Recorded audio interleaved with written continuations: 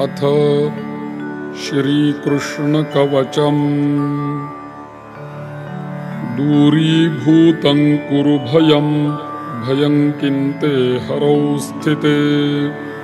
स्थितायां मयि च ब्रह्मन् सुखं तिष्ठ जगत्पते।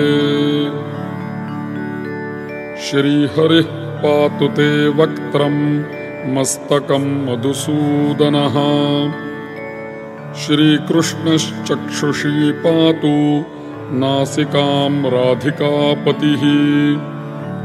कर्णयुग्मं च कण्ठं च कपालं पातु माधवः। कपोलं पातु गोविन्दः केशांश्च केशवः स्वयम्। अधरौष्ठं ऋषिकेशो दन्तपङ्क्तिं गदाग्रजः। रासेश्वरश्चरसनां तालुकं वामनो विभुः। वक्षः पातु मुकुन्दस्ते जठरं पातु दैत्यः। जनार्दनः पातु नाभिं पातु विष्णुश्च ते हनुम्।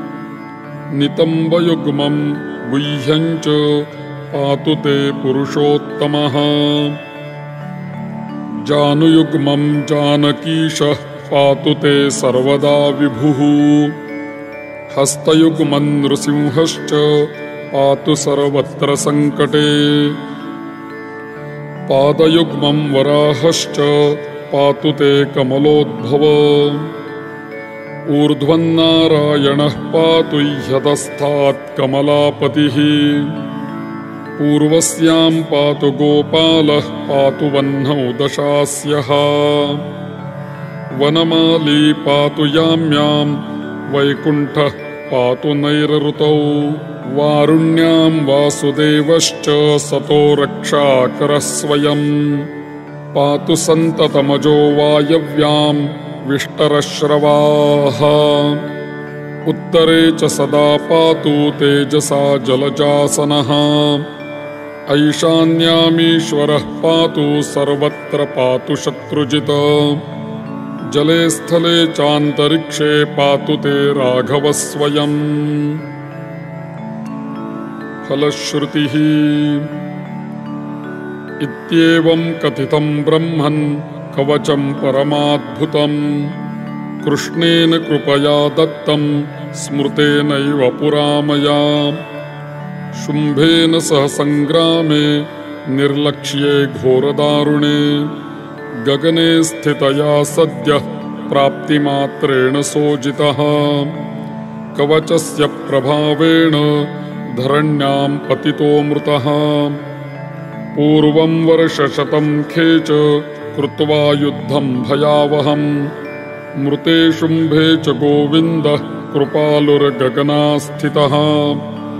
माल्यं च कवचं दत्त्वा गोलोकं स जगामः। कल्पान्तरस्य वृत्तान्तं कृपया कथितं मुने। अभ्यन्तरभयं नास्ति कवचस्य प्रभावतः। कोटिशः कोटिशो नष्टा मया दृष्टाश्च वेधसः। अहं च हरिणा सार्धं कल्पे कल्पे स्थिरा यदा। इत्युक्त्वा कवचं दत्त्वा सान्तर्धानं चकारः। निःशङ्को नाभिकमले तस्थौ स कमलोद्भवः। सुवर्णगुटिकायां तु कृत्वेदं कवचं परम्। कण्ठे वा दक्षिणे बाहौ बध्नीयाद् यः सुधी सदा। विषाग्निसर्पशत्रुभ्यो भयं तस्य न विद्यते। जले स्थले चान्तरिक्षे निद्रायां रक्षतीश्वरः। इति श्रीब्रह्मवैवर्ते ब्रह्माणं प्रतियोगनिद्रयोपदिष्टं श्रीकृष्णकवचं सम्पूर्णम्।